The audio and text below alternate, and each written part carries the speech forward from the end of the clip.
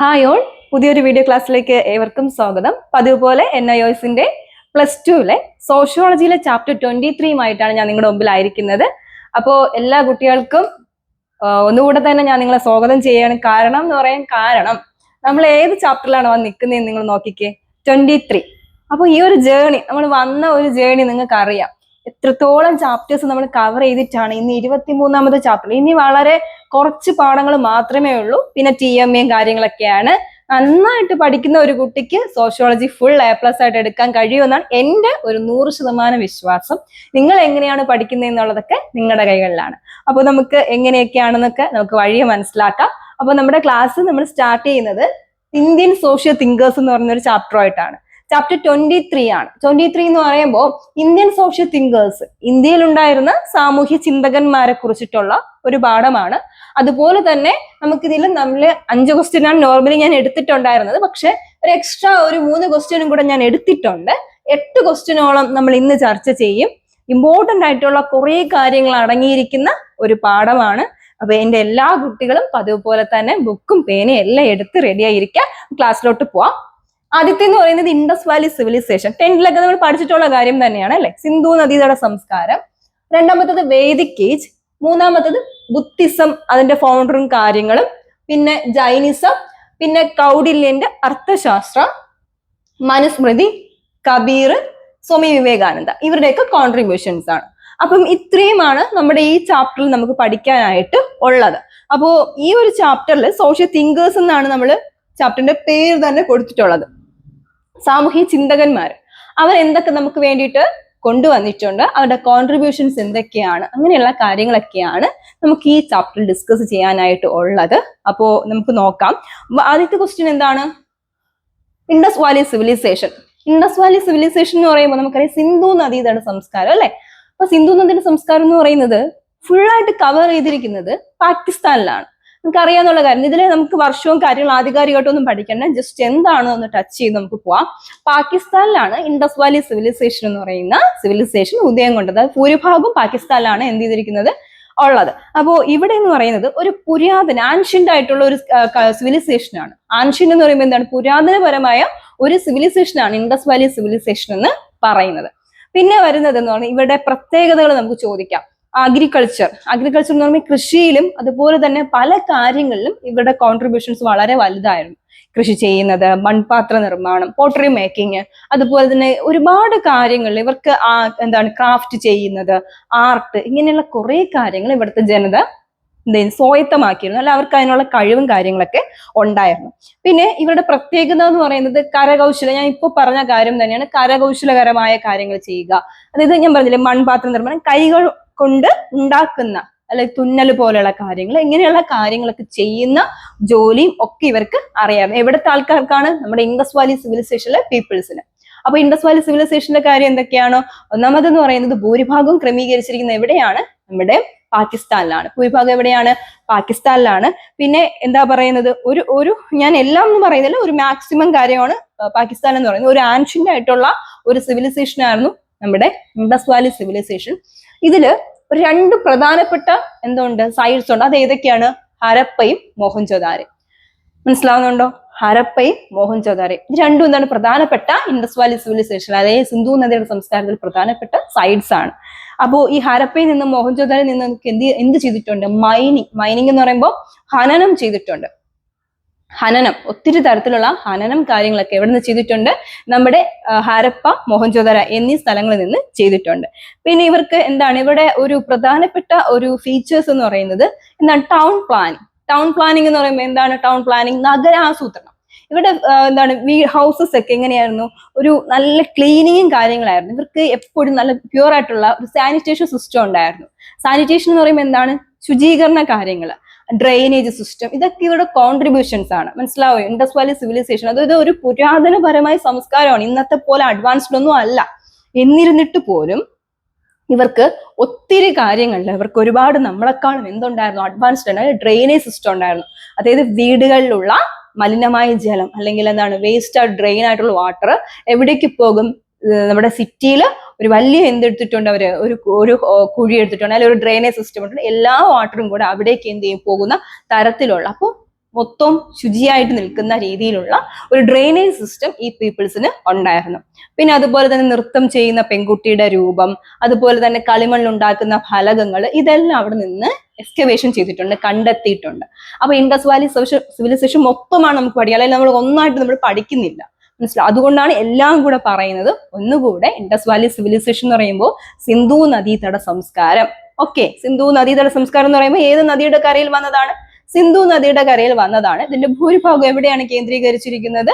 നമ്മുടെ പാകിസ്ഥാനിലാണ്. പിന്നെ എന്താണ് പറയുന്നത്? പിന്നെ ഒരു ആൻഷ്യന്റ് ആയിട്ടുള്ള ഒരു സിവിലൈസേഷൻ ആണ്. ആൻഷ്യന്റ് എന്ന് പറയുന്നത് എന്താണ്? പഴയ, അല്ലെ? ആൻഷ്യന്റ് ആയിട്ടുള്ള ഒരു സിവിലൈസേഷൻ ആണ് ഇൻഡസ് വാലി സിവിലൈസേഷൻ എന്ന് പറയുന്നത്. ഇതിൽ പ്രധാനപ്പെട്ട 2 സൈറ്റ് ആണ് ഹരപ്പയും മൊഹൻജൊദാരയും. ഹരപ്പയിൽ നിന്നും മൊഹൻജൊദാരിൽ നിന്ന് എക്സ്കവേഷൻ, അല്ലെ? എക്സ്കവേഷൻ എന്ന് പറയുമ്പോൾ എന്താണ്? ഒത്തിരി മൈനിങ്, ഹനനങ്ങളൊക്കെ എന്ത് ചെയ്തിട്ടുണ്ട്? കണ്ടെത്തിയിട്ടുണ്ട്. അത് മാത്രമല്ല ഇവർക്ക് കരകൗശലം എന്ന് പറയുമ്പോൾ എന്താണ്? നമ്മൾ പറയില്ലേ ആർക്കിടെക്ചർ എന്ന് പറയുന്ന പോലെ, അതെന്താണ് നമ്മൾ ആർക്കിടെക്ചർ എന്ന് പറയുന്നത്? വാസ്തുവിദ്യ. അതുപോലെ തന്നെ കൈകൾ കൊണ്ട് ചെയ്യുന്ന കരകൗശല വിദ്യകൾ ഒക്കെ ഇവർക്ക് സ്വായത്തമായിരുന്നു, ഇവർക്ക് അറിയാമായിരുന്നു, അല്ലെ? ഓരോ കാര്യങ്ങൾ ഉണ്ടാക്കുന്നത്, അതിൽ നമ്മൾ പറയില്ലേ തുന്നല്, അതുപോലെ തന്നെ ഒരു കാര്യങ്ങൾ മൺപാത്ര, പോട്ടറി മേക്കിംഗ്, ഗ്ലാസ് നിർമ്മാണം, ഇതെല്ലാം കൃത്യമായിട്ട് ഇവർക്ക് അറിയാമായിരുന്നു. പിന്നെ എന്താ പറയുന്നത്? ഇതെല്ലാം ഇവരുടെ പ്രത്യേകതകളാണ്. പിന്നെ നല്ല സാനിറ്റേഷൻ, അവർക്ക് വൃത്തി അല്ലെങ്കിൽ എന്താണ് ശുചിത്വം ഭയങ്കരമായിട്ട് അവർ കീപ്പ് ചെയ്തു പോയിരുന്നു. അതുപോലെ തന്നെ ഡ്രെയിനേജ് സിസ്റ്റം, വളരെ നല്ല രീതിയിലുള്ള ഒരു ഡ്രെയിനേജ് സിസ്റ്റം ഇവർക്ക് ഉണ്ടായിരുന്നു. ഇത് ഇത്രയുമാണ്. ഒരു 4 മാർക്കിനൊക്കെ ചോദിച്ചു കഴിഞ്ഞാൽ ഇത്രയും ഒന്ന് നിങ്ങൾ ഷോർട്ടായിട്ട് എഴുതി വെച്ച് കഴിഞ്ഞാൽ നിങ്ങൾക്ക് മാർക്ക് കിട്ടും. ഇതാണ് നമ്മുടെ 1ാമത്തെ ക്വസ്റ്റ്യൻ എന്ന് പറയുന്നത്, ഇൻഡസ് വാലി സിവിലൈസേഷൻ. ക്ലിയർ ആയോ? മനസ്സിലായില്ലേ? 2ാമത്തെ ക്വസ്റ്റ്യൻ എന്ന് പറയുമ്പോൾ explain Vedic age. Vedic age എന്ന് പറയുമ്പോൾ എന്താണ്? വേദിക് ഏജ്, വേദങ്ങൾ നമ്മൾ പഠിച്ചിട്ടുണ്ട്. വിദ്, അല്ലെ? വിദ് എന്ന് പറയുന്ന ഏതിൽ നിന്നാണ്? ഇവിടെ ശ്രദ്ധിക്കുക, ഇത് നോക്കണ്ട നിങ്ങള്. വിദ് എന്ന് പറയുന്ന വേർഡിൽ നിന്നാണ് വേദ എന്ന് പറയുന്ന വേർഡ് വന്നത്. അപ്പൊ വേദിക് ഏജ് എങ്ങനെയാണ്? വിദ് എന്ന് പറയുന്ന പദത്തിൽ നിന്നാണ് വന്നത്. പിന്നെ ഇതിന്റെ അർത്ഥം എന്താണ്? വിദ്യന്റെ അർത്ഥം എന്താണ്? അറിവ് അല്ലെങ്കിൽ നോളജ് എന്നാണ് കേട്ടോ. അറിവ് എന്ന് പറയുമ്പോൾ അറിയാലോ നമുക്ക്, to gain knowledge, to attain knowledge എന്നൊക്കെ പറയുന്നത് പോലെ അറിവ് നേടുക, അല്ലെ? അറിവ് നേടുക അല്ലെങ്കിൽ എന്താണ്? വിദ്യ നേടുക എന്നാണ് വിദ്യന്റെ അർത്ഥം. ക്ലിയർ അല്ലേ? അപ്പൊ വിദ്യ എന്ന് പറയുന്നത് എന്താണ്? അറിവ് നേടുക അല്ലെങ്കിൽ നോളജ് അച്ചീവ് ചെയ്യുക എന്നതിൽ നിന്നാണ് വിദ്യ എന്ന് പറയുന്ന, വേദ എന്ന് പറയുന്ന വേർഡ് ഡിറൈവ് ചെയ്തിട്ടുള്ളത്. ക്ലിയർ അല്ലേ? ഇനി നമ്മുടെ ഈ വേദങ്ങൾ എന്ന് പറയുന്നത് classified into 4 types. Vedas classified into 4 types. ഏതൊക്കെയാണ്? ഋഗ്വേദ, അഥർവവേദ, സാമവേദ, യജുർവേദ. ഇങ്ങനെ 4 തരത്തിലുള്ള വേദങ്ങള് നമുക്ക് കാണാനായിട്ട് കഴിയും. അപ്പൊ നോക്കിക്കേ, വിദ്യ എന്ന് പറയുന്ന വേദത്തിൽ, അറിവിൽ നിന്നാണ് എന്ത് വന്നത്? നമ്മുടെ വേദ എന്ന് പറയുന്ന പദം ഉരുത്തിരിഞ്ഞു വന്നിട്ടുള്ളത്. പിന്നെ എന്താണ്? ആര്യന്മാരുടെ വരവോടുകൂടിയാണ്, എന്താണ്? നമ്മുടെ ആര്യാസ്, അല്ലെ? ആര്യന്മാരുടെ വരവോടുകൂടിയാണ് ഇവിടെ വേദങ്ങൾ ഉടലെടുത്തു എന്നൊരു അഭ്യൂഹം ഉണ്ട്. മനസ്സിലായി? ആര്യന്മാരുടെ വരവോടുകൂടിയാണ് വേദാസ് എന്ത് ചെയ്തത്? ഉടലെടുത്തത് എന്ന് പറയുന്നുണ്ട്. അപ്പൊ വേദങ്ങൾ എത്ര തരത്തിലുണ്ട്? ഋഗ്വേദം ഉണ്ട്. മനസ്സിലാവുന്നുണ്ടോ? ഋഗ്വേദ, അതുപോലെ തന്നെ അഥർവവേദ, യജുർവേദ, സാമവേദ. എഴുതാണ്ട ആവശ്യമുണ്ടോ? എഴുതണോ? ജസ്റ്റ് ഒന്ന് ഞാൻ ഇവിടെ എഴുതുന്നു. ഋഗ്വേദ, അഥർവവേദ, പിന്നെ യജുർവേദ, ഇതിനോട് വേദവും കൂടെ ഉണ്ട്, പിന്നെ സാമവേദ. നമുക്കടുത്ത് എഴുതുമ്പോൾ മായ്ക്കാം. നോക്കിക്കേ, ഇവിടെ ശ്രദ്ധിച്ച് നോക്കിക്കേ, എത്ര തരത്തിലുള്ള വേദങ്ങളാണ്? 4 types ആണ്. എത്ര ടൈപ്പിലാണ്? 4 types ആണ്. വേദങ്ങൾ എന്ന് പറയുമ്പോൾ 4 types ആണ്. Can be classified into 4 types. Rigveda, Atharvaveda, Yajurveda, പിന്നെ സാമവേദ. ഇനി ഇതിലൊക്കെ ഓരോന്നുണ്ട്. ഋഗ്വേദ എന്ന് പറയുന്നത് എന്താണ്? ഋഗ്വേദ എന്ന് പറയുന്നത് പ്രകൃതി ദേവതന്മാരെ അല്ലെങ്കിൽ എന്താണ്? ദേവന്മാരെ ആരാധിക്കുന്നതിനെയാണ് ഋഗ്വേദ എന്ന് പറയുന്നത്. മനസ്സിലാവുക? അവരെയൊക്കെ സ്തുതിക്കുക, അവരെ പുകഴ്ത്തുക, അവരെ അംഗീകരിക്കുക, അവർക്ക് വേണ്ടി ആരാധന നടത്തുക. ഇതെല്ലാം ഏത് മതത്തിൽ, ഏത് വേദത്തിൽ വരുന്നു? ഋഗ്വേദത്തിൽ വരുന്നു. മനസ്സിലാവുന്നുണ്ടോ? ഇനി എങ്ങനെയാണ് യജുർവേദ? യജുർവേദം എന്ന് പറയുമ്പോൾ യാഗങ്ങൾ നടത്തില്ലേ? ഓരോ കാര്യങ്ങൾ നടത്തില്ലേ? അപ്പൊ അതായത് ആചാരങ്ങൾ, ചടങ്ങുകൾ, ഇവയെല്ലാം എന്തിൽ വരുന്നുണ്ട്? യജുർവേദത്തിൽ വരുന്നുണ്ട്. അപ്പൊ ഋഗ്വേദത്തില് ദേവതന്മാരെ ആരാധിക്കുന്നത്, ദേവതന്മാരെ അല്ലെങ്കിൽ പ്രകൃതി ദേവന്മാരെ ആരാധിക്കുന്നതാണ് ഋഗ്വേദ. യജുർവേദത്തില് യാഗങ്ങള്, അതുപോലെ തന്നെ ആചാരങ്ങൾ, ചടങ്ങുകളൊക്കെ ചെയ്യുന്നത്. ഇനി അഥർവേദത്തിലോ രോഗശാന്തി, രോഗശമനം, എന്താണ് അസുഖങ്ങൾ, ഇതെല്ലാം ഏതിൽ വരുന്നതുകൊണ്ട് നമ്മുടെ അഥർവത്തിലാണ് വരുന്നത്. അഥർവം മനസ്സിലാവും. രോഗശാന്തി, വൈദ്യശാസ്ത്രം എന്നൊക്കെ പറയുന്നത് പോലെ അഥർവത്തിൽ വരുന്നത് ഏതൊക്കെയാണ്? രോഗശാന്തി, മന്ത്രതന്ത്രങ്ങൾ, ഇതൊക്കെ ഏതിൽ വരുന്നു? വിജ്ഞാനം, നോളജ്, ഇതെല്ലാം ഏതിൽ വരുന്നുണ്ട്? അഥർവ വേദത്തില്. ഇനി സാമവേദത്തിലോ സംഗീതപരമായി പേരിലുണ്ട്. നമ്മള് സാമം എന്ന് പറയുമ്പോൾ തന്നെ അറിയാലോ അല്ലെ? ആ ഒരു പേരിൽ തന്നെയുണ്ട്. സംഗീതപരമായി മ്യൂസിക്കും കാര്യങ്ങളൊക്കെ വരുന്നത് എവിടെയാണ്? സാമവേദത്തിലാണ്. അപ്പൊ ഓരോന്നായിട്ട് നോക്കിക്കേ. ഋഗ്വേദത്തിൽ വരുന്നത് എന്താണ്? പ്രകൃതി ദേവതന്മാര്. പിന്നെന്താണ്? യജുർവേദത്തിൽ എങ്ങനെയാണ്? ആചാരങ്ങള്, ചടങ്ങുകൾ, അങ്ങനെയുള്ള കാര്യങ്ങൾ വരുന്നുണ്ട്. അല്ലെങ്കിൽ യാഗങ്ങൾ, മന്ത്രങ്ങൾ, ഇതൊക്കെ. അഥർവേദത്തിൽ എങ്ങനെയാണ്? രോഗശാന്തി, ഒരു മനുഷ്യനുണ്ടാകുന്ന രോഗശാന്തിയും കാര്യങ്ങളും ഒക്കെ എവിടെ വരുന്നുണ്ട്? നമ്മുടെ അഥർവേദത്തില്. സാമവേദത്തില് നമ്മുടെ മ്യൂസിക്കാണ് പ്രാധാന്യം കൊടുക്കുന്നത്. മ്യൂസിക് എന്ന് പറയുമ്പോൾ സംഗീതപരമായ കാര്യങ്ങൾക്കാണ് പ്രാധാന്യം കൊടുക്കുന്നത്. ക്ലിയർ ആയല്ലോ? ഇനി ഹിന്ദു മതത്തിലെ അടിസ്ഥാന തത്വങ്ങൾ എന്ന് പറയുന്നത്, ഒരു ബേസിക് ആയിട്ടുള്ള ഫൗണ്ടേഷൻ എന്ന് പറയുന്നത് തന്നെ എന്ത് തന്നെയാണ്? ഈ വേദാസ് ആണ്. മനസ്സിലായോ? അപ്പൊ ഹിന്ദു മതത്തിലെ ഒരു ബേസിക് ആയിട്ടുള്ള ഒരു സ്ട്രക്ചർ അല്ലെങ്കിൽ ഒരു ഫൗണ്ടേഷൻ എന്ന് പറയുന്നത് എന്താണ്? നമ്മുടെ വേദാസ് ആണ്. ക്ലിയർ ആയോ? അപ്പൊ ഒന്നുകൂടെ നമുക്ക് പറയുന്നു, നമ്മൾ 4 വേദങ്ങളുണ്ട്. വിദ് എന്ന് പറയുന്ന വേഡിൽ നിന്നാണ് അറിവ് നേടുക എന്നുള്ള പദം വന്നത്. പിന്നെ എന്താ പറഞ്ഞത് നമ്മള്? വിത്ത് ടു ഗെയിൻ നോളജ്, അറിവ് നേടുക എന്നാണ് അർത്ഥം. പിന്നെ എന്താണ് പറഞ്ഞത്? 4 തരത്തിലുള്ള വേദങ്ങളുണ്ട്. ഋഗ്വേദ, അഥർവേദ, യജുർവേദ, സാമവേദ. ക്ലിയർ അല്ലേ? ഇനി ഹിന്ദു മതത്തിന്റെ അടിസ്ഥാനം എന്ന് പറഞ്ഞാൽ ഫൗണ്ടേഷൻ എന്ന് പറയുന്നത് തന്നെ എന്താണ്? വേദങ്ങൾ ആണ്. ക്ലിയർ അല്ലേ? അപ്പൊ 2 ക്വസ്റ്റ്യൻ നമ്മൾ നന്നായിട്ട് മനസ്സിലാക്കിയിട്ടുണ്ട്. ഒന്നാമത്തത് ഏതാണ്? Indus valley civilization. രണ്ടാമത്തത് വേദിക് ഏജ്. ഓക്കെ. ഇനി അടുത്തത്, who was the founder of Buddhism? What are the 4 noble truth of Buddhism? മൂന്നാമത്തെ ക്വസ്റ്റ്യൻ എന്താണ്? Who was the founder? ആരാണ് ബുദ്ധിസത്തിന്റെ ഫൗണ്ടർ? പിന്നെ ബുദ്ധിസത്തിന്റെ കോൺട്രിബ്യൂഷൻ ഏതൊക്കെയാണെന്നാണ് നമുക്ക് പഠിക്കാനായിട്ടുള്ളത്. ഏതൊക്കെയാണ് നമുക്ക് നോക്കാം. എന്തൊക്കെയാണ്? ആരാണ് ബുദ്ധിസത്തിന്റെ ഫൗണ്ടർ? ആരാണ്? ഗൗതമ ബുദ്ധൻ അല്ലെ? ഗൗതമ ബുദ്ധനാണ് ബുദ്ധമതം കൊണ്ടുവന്നത്. അദ്ദേഹം 16th സെഞ്ചുറിയിലെ നോർത്തിലാണ് എന്ത് ചെയ്തത്? ഈ ഒരു ബുദ്ധമതം ഉടലെടുത്തത്. അപ്പൊ 16th സെഞ്ചുറി എന്ന് പറയുമ്പോൾ 6ാം നൂറ്റാണ്ടിലെ നോർത്തിലാണ് എന്ത് വന്നത്? നമ്മുടെ ബുദ്ധമതം വന്നത്. നമുക്ക് കുറെ കാര്യങ്ങളൊക്കെ അറിയാം. അദ്ദേഹം എവിടെയാണ് ജനിച്ചതെന്നൊക്കെ. നേപ്പാളിലെ കപിലവസ്തുവിലാണ് അദ്ദേഹം ജനിച്ചത്. അദ്ദേഹം എന്താണ്? ബുദ്ധമതം എന്താണ്? സത്യത്തിന് പ്രാധാന്യം കൊടുത്തു, അഹിംസയ്ക്ക് പ്രാധാന്യം കൊടുത്തു. അങ്ങനെയുള്ള കുറെ കാര്യങ്ങളൊക്കെ, ചെറിയ ചെറിയ കാര്യങ്ങളൊക്കെ നമ്മൾ 10th പഠിച്ചിട്ടുണ്ട്. നമുക്ക് കുറച്ചുകൂടെ ഡീപ്പായിട്ട് നമുക്ക് പഠിക്കാനായിട്ട് ഉണ്ട്. നമുക്ക് നോക്കാം. എന്താണ് ഫസ്റ്റ് ക്വസ്റ്റ്യൻ? എന്താണ്? Who was the founder of Buddhism? What are the 4 noble truth of Buddhism? എന്താണ് ബുദ്ധിസത്തിന്റെ ഫൗണ്ടർ എന്ന് പറയുന്നത്? ഗൗതമ ബുദ്ധനാണ്. 16th സെഞ്ചുറിയില് എന്താണ്? നോർത്തിലാണ് ഏത് വന്നത്? ബുദ്ധമതം വന്നത്. ബുദ്ധമതത്തിന്റെ ഫൗണ്ടർ എന്ന് പറയുന്നത് ഗൗതമ ബുദ്ധൻ. എവിടെയാണ് അദ്ദേഹം ജനിച്ചത്? 563 നേപ്പാളിലെ കപിലവസ്തുവിലാണ് അദ്ദേഹത്തിന്റെ ജനനം എന്ന് പറയുന്നത്. അദ്ദേഹം പറഞ്ഞു, ലൗകിക ജീവിതം എന്ന് പറയുന്നത്, നമ്മൾ ഈ കാണുന്ന ജീവിതം എന്ന് പറയുന്നത് ദുഃഖമാണ്. നമ്മുടെ ആഗ്രഹങ്ങളാണ് ദുഃഖത്തിന് എന്താണ്? കാരണം. നമ്മുടെ ആഗ്രഹങ്ങളാണ്. നമ്മൾ എന്തെങ്കിലും ഒരു കാര്യം ആഗ്രഹിക്കുമ്പോൾ അത് ലഭിക്കാതെ വരുമ്പോൾ നമുക്ക് സങ്കടം വരില്ലേ? അത് തന്നെയാണ് അദ്ദേഹവും പറയുന്നത്. ആഗ്രഹങ്ങളാണ് ദുഃഖത്തിന് കാരണം. അതുകൊണ്ട് ആഗ്രഹങ്ങളെ നമ്മൾ എന്ത് ചെയ്യണം? വെടിയണം. ഇങ്ങനെയുള്ള തത്വങ്ങളൊക്കെ പറഞ്ഞ വ്യക്തിയാണ് ആര്? നമ്മുടെ ഗൗതമ ബുദ്ധൻ എന്ന് പറയുന്നത്. അപ്പൊ എന്താ പറയുന്നത്? ആഗ്രഹങ്ങളാണ് നമ്മുടെ വേദനയ്ക്ക് അല്ലെങ്കിൽ എന്താണ് നമ്മുടെ ദുഃഖത്തിന് കാരണം എന്ന് പറഞ്ഞ വ്യക്തിയാണ് ഗൗതമ ബുദ്ധൻ. എന്താണ്? നമുക്ക് ഒന്നുകൂടെ നോക്കാം ഗൗതമ ബുദ്ധന്റെ കാര്യങ്ങൾ എന്തൊക്കെയാണ്. അദ്ദേഹം എവിടെയാണ് ജനിച്ചത്? നേപ്പാളിലെ കപിലവസ്തുവില് 560 BC 563 ജനിച്ചത്. പിന്നെ എന്താണ് പറഞ്ഞത്? 16th സെഞ്ചുറിയിലാണ് നമ്മുടെ ബുദ്ധിസം ഉടലെടുത്തത്. പിന്നെ എന്തിനാണ്? ദുഃഖത്തിന് കാരണം എന്താണ്? ആഗ്രഹങ്ങളാണ് കാരണം. പിന്നെ ലൗകിക ജീവിതത്തെ എതിർക്കുകയാണ്. അതായത് ഈ ഫാമിലി ലൈഫ് സെറ്റപ്പ് ഒക്കെ എന്താണ്? എതിർക്കുകയാണ്. ലൗകിക ജീവിതത്തെ എന്താണ്? അത് ദുഃഖമാണ്. അതുകൊണ്ട് നമ്മൾ സന്യാസ ജീവിതത്തിലോട്ട് അല്ലെങ്കിൽ ദൈവത്തെ മുറുകെ പിടി അങ്ങനെ ഒരു ലൈഫിലോട്ടാണ് എന്ത് ചെയ്യാൻ വേണ്ടി അദ്ദേഹം പറഞ്ഞത്. ആരാ പറഞ്ഞത്? ഗൗതമ ബുദ്ധൻ പറഞ്ഞത്. ഇതില് അദ്ദേഹം പറയുന്ന കുറെ കാര്യങ്ങളുണ്ട്. ശരിയായ കാഴ്ചപ്പാട്, എല്ലാം റൈറ്റ് ടു ഫെയ്ത്ത് നമ്മൾ പഠിച്ചിട്ടുണ്ട്. ശരിയായ കാഴ്ചപ്പാട്, ശരിയായ വിശ്വാസം, ശരിയായ പ്രവൃത്തി, ശരിയായ ജ്ഞാനം, ശരിയായ എന്താണ് സ്വഭാവം, ഇങ്ങനെയുള്ള കുറെ കാര്യങ്ങൾ അദ്ദേഹം കൊണ്ടുവന്നിട്ടുണ്ട്. നമുക്ക് നോക്കാം ഏതൊക്കെയാണെന്ന്. അദ്ദേഹത്തിന്റെ ഇതിനെ നമ്മൾ എന്ത് പേരിൽ അറിയപ്പെടുന്നു? ഈ ശരിയായ കാര്യങ്ങളെ നമ്മൾ എന്ത് പേരിൽ അറിയപ്പെടുന്നു? അഷ്ടാംഗ മാർഗങ്ങൾ എന്നാണ് അറിയപ്പെടുന്നത്. എന്തെന്ന് അറിയപ്പെടുന്നത്? അഷ്ടാംഗ മാർഗങ്ങൾ. അത് അഷ്ടം എന്ന് പറയുന്നതിന്റെ അർത്ഥം എന്താണ്? 8 അല്ലെ? അഷ്ടം എന്ന് പറയുമ്പോൾ 8ആണ്. അതുകൊണ്ടാണ് അദ്ദേഹം അഷ്ടാംഗ മാർഗങ്ങൾ കൊണ്ടുവന്നത്. ഇതിൽ എന്തൊക്കെയാണുള്ളത് നമുക്ക് നോക്കാം. ശരിയായ കാഴ്ചപ്പാട്. ഒന്നാമത്തെ എന്താണ്? ശരിയായ കാഴ്ചപ്പാട്.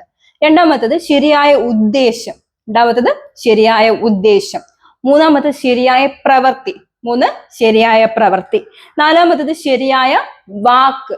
ശരിയായ വാക്ക്. 5 എന്താണ്? ശരിയായ ഉപജീവനം. മനസ്സിലായി? ഉപജീവന മാർഗം നമ്മൾ ആരെയും മോഷ്ടിക്കാതെ ഒക്കെ എന്ത് ചെയ്യുക? ജീവിക്കുന്നത്. അതിനാണ് ശരിയായ ഉപജീവന മാർഗം. പിന്നെ 6ാമത് ശരിയായ ശ്രമം. നല്ല രീതിയിൽ തന്നെ നമ്മൾ ശ്രമിക്കണം. അല്ലെങ്കിൽ മോശമായ രീതിയിൽ ശ്രമിച്ചു കഴിഞ്ഞാൽ അതിന്റെ അവസാനം എന്ത് തന്നെയായിരിക്കും? മോശാവസ്ഥ തന്നെയായിരിക്കും. അതാണ് ശരിയായ ശ്രമം എന്ന് പറയുന്നത്. പിന്നെ ശരിയായ മനസ്സുണ്ടായിരിക്കണം. നമുക്ക് ഏതൊരു കാര്യവും അക്സെപ്റ്റ് ചെയ്യാനുള്ള ശരിയായ മനസ്സ്, അത് തിന്മയാകട്ടെ നന്മയാകട്ടെ ശരിയാകട്ടെ തെറ്റാകട്ടെ ഏതൊരു കാര്യം അക്സെപ്റ്റ് ചെയ്യാനുള്ള ഒരു മനസ്സുണ്ടായിരിക്കണം. അതിനെയാണ് ശരിയായ മനസ്സ്. പിന്നെ വരുന്നത് ശരിയായ ഏകാഗ്രത, അതായത് കോൺസെൻട്രേഷൻ. നമ്മൾ പല കാര്യം ഇപ്പൊ ഞാൻ തന്നെ പഠിപ്പിക്കുന്നു, നിങ്ങൾ പല രീതിയിൽ പലയിടത്ത് നോക്കിയിരുന്ന നിങ്ങൾക്കൊന്നും എന്ത് ചെയ്യില്ല, മനസ്സിലായില്ല. അപ്പൊ ക്ലാസ്സിന്റെ സമയത്ത് നിങ്ങൾ മനസ്സും അതുപോലെ തന്നെ ബോഡിയും എല്ലാം ഒരിടത്തായിരിക്കണം. അല്ലാത്ത പക്ഷം ബോഡി എങ്ങും നിങ്ങളുടെ മൈൻഡ് വേറെ എവിടെയെങ്കിലും പോയി കഴിഞ്ഞാൽ നിങ്ങൾക്കൊന്നും തന്നെ അതിനെ ക്യാച്ച് ചെയ്യാനായിട്ട് കഴിയില്ല. അതാ പറയുന്നത് ശരിയായ ഏകാഗ്രത എന്ന് പറയുന്നത്. അപ്പൊ മനസ്സിലാവുന്നുണ്ടോ? അപ്പൊ അഷ്ടാംഗ മാർഗങ്ങൾ ഏതൊക്കെയാണ്? അഷ്ടാംഗ മാർഗങ്ങള് ഞാനൊന്ന് എഴുതിയിട്ട് തരാം, അപ്പൊ നിങ്ങൾക്ക് കുറച്ചുകൂടെ മനസ്സിലാവും.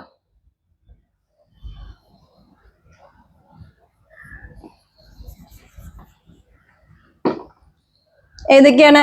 ശരിയായ വിശ്വാസം, ബാക്കി ഞാൻ എഴുതുന്നില്ലേ. പിന്നെ പ്രവൃത്തി, പിന്നെ വാക്ക്, മനസ്സ്, ഉപജീവന മാർഗം. മനസ്സിലായി? ഇപ്പൊ എത്രണ്ണായി? 1 2 3 4 5. പിന്നെ എന്താണ് പറഞ്ഞത്? ശരിയായ മനസ്സ് വേണം. പിന്നെ എന്താ?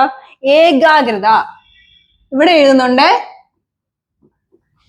ശ്രദ്ധിക്കണം, എഴുതിയെടുക്കുന്നവർക്കാണ്. ഏകാഗ്രത വേണം. പിന്നെ എന്താണ്? ശരിയായ പ്രവൃത്തി വേണം, ശരിയായ ശ്രമം വേണം. അല്ലെ? നമുക്ക് ശരിയായ ശ്രമം വേണം. ചെയ്യുന്ന കാര്യത്തിൽ ഒരു ആത്മാർത്ഥമായിട്ടുള്ള ശ്രമം വേണം. മനസ്സിലായി? ഇതാണ് അദ്ദേഹം പറഞ്ഞ 8 മാർഗങ്ങൾ, അല്ലെങ്കിൽ ഇതിനെ എന്തെന്ന് വിളിക്കുന്നു? അഷ്ടാംഗ മാർഗങ്ങളായി ആയില്ലേ? ഇതുകൂടെ ഉണ്ട് അല്ലെ? കാഴ്ചപ്പാടുണ്ട്, ശരിയായ കാഴ്ചപ്പാട്, പിന്നെ ശരിയായ ഉദ്ദേശവും കൂടെ ഉണ്ട്. അത് നമുക്ക് എഴുതാൻ സ്ഥലമില്ല, ഇവിടെ എഴുതാം.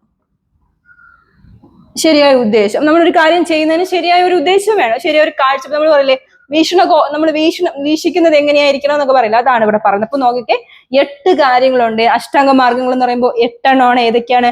ശരിയായ കാഴ്ചപ്പാട്, ശരിയായ ഉദ്ദേശം, ശരിയായ വാക്ക്, ശരിയായ പ്രവൃത്തി, ശരിയായ ഉപജീവനമാർഗം, ശരിയായ മനസ്സ്, ശരിയായ ഏകാഗ്രത, ശരിയായ ശ്രമം. ഇത്രയുമാണ് 8 കാര്യങ്ങൾ അഷ്ടാംഗ മാർഗങ്ങളായിട്ട് ആര് കണക്കാക്കിയത്? ബുദ്ധൻ കണക്കാക്കിയത്. മനസ്സിലാവുന്നുണ്ടോ? ക്ലിയർ അല്ലേ? ഇനി ഇദ്ദേഹത്തിന് തന്നെ, ബുദ്ധന് തന്നെ ഇതിന്റെ ബാക്കിയായിട്ട് നമുക്കിപ്പം ബുദ്ധന്റെ കാര്യത്തിൽ ബുദ്ധൻ എവിടെ ജനിച്ചു എന്ന് നമ്മൾ പഠിച്ചു. ബുദ്ധന്റെ എന്താണ് ആഗ്രഹങ്ങളാണ്. നമ്മൾ എവിടെയാ ജനിച്ചത്? 563 നേപ്പാളിലെ കപിലവസ്തുവിൽ ജനിച്ചു. പിന്നെന്താ നമ്മൾ പഠിച്ചത്? അദ്ദേഹം പറഞ്ഞ കാര്യങ്ങളാണ് നമ്മുടെ ആഗ്രഹങ്ങളാണ് ദുഃഖത്തിന് കാരണം, അല്ലെ? ആഗ്രഹങ്ങളാണ് ദുഃഖത്തിന് കാരണം. ബുദ്ധമതത്തിന്റെ ഫൗണ്ടർ ആരാണ്? ഗൗതമ ബുദ്ധൻ. നമ്മൾ അവിടെ കഴിഞ്ഞതിന് ശേഷം നമ്മൾ എവിടേക്കാ പോയത്? അദ്ദേഹത്തിന്റെ കോൺട്രിബ്യൂഷനായ അഷ്ടാംഗ മാർഗത്തിൽ പോയി. അഷ്ടാംഗ മാർഗം ഏതൊക്കെയാണ്? ശരിയായ ജ്ഞാനം, ശരിയായ വിശ്വാസം, ശരിയായ പ്രവൃത്തി, ശരിയായ വാക്ക്, ശരിയായ ഉദ്ദേശം, ശരിയായ മനസ്സ്, ശരിയായ ഏകാഗ്രത, ശരിയായ എന്താണ് ശ്രമം. ഇതെല്ലാം നമ്മൾ അവിടെ കഴിഞ്ഞു. ഇനി ഇതിനകത്ത് തന്നെ അദ്ദേഹത്തിന് കുറച്ചുകൂടെ ഉണ്ട്. ബുദ്ധമതത്തിന് നോബൽ ട്രൂത്ത് ഉണ്ട്. ഇത് ഇമ്പോർട്ടന്റ് ആയിട്ടുള്ള കാര്യമാണ്. മനസ്സിലായോ? ഇമ്പോർട്ടന്റ് ആയിട്ടുള്ള കാര്യമാണ്, നിങ്ങൾക്ക് എക്സാമിന് ചോദിക്കും. അപ്പോ ഇതിന്റെ നോബൽ ട്രൂത്ത് ഏതൊക്കെയാണ്? ഒരു ബുദ്ധമത നോബൽ ട്രൂത്ത് എന്ന് പറഞ്ഞാൽ ദുഃഖം. മനസ്സിലായോ? ഏതൊക്കെയാണ്? ദുഃഖം. പിന്നെ ദുഃഖ സമുദായം. അടുത്തത് ദുഃഖ നിരോധം. അടുത്തത് ദുഃഖ നിരോധന ഗ്രാമിണീ പ്രതിപദ. അതിന്റെ അർത്ഥങ്ങൾ എന്തൊക്കെയാണ് നമുക്ക് നോക്കാം. ഏതൊക്കെയാണ്? ഒന്നാമത്തത് ബുദ്ധമതത്തിന്റെ നോബൽ ട്രൂത്ത് ആണ് ദുഃഖം, ദുഃഖ സമുദായ, ദുഃഖ നിരോധ ഗ്രാമിണീ പ്രതിപദ. എന്തൊക്കെയാണ്? ദുഃഖം എന്ന് പറയുമ്പോൾ എന്താണ്? നമ്മുടെ ജീവിതം എന്ന് പറയുന്നത് ദുഃഖമാണ്, അല്ലെ? ജീവിതം എന്ന് പറയുമ്പോൾ എങ്ങനെയാണ്? ദുഃഖമാണ്. അതിൽ എന്തൊക്കെയാണ് ഉള്ളത്? ഡെത്ത് ഉണ്ട്, ബർത്ത് ഉണ്ട്, പിന്നെ എന്താണ് അതിൽ നടക്കുന്ന കാര്യങ്ങളുണ്ട്, ജനനം, മരണം. ഇതെല്ലാം നമുക്ക് എന്ത് തരുന്നുണ്ട്? ഒരു കുഞ്ഞ് ജനിക്കുമ്പോഴും എന്ത് ചെയ്തിട്ടാ വരുന്നത്?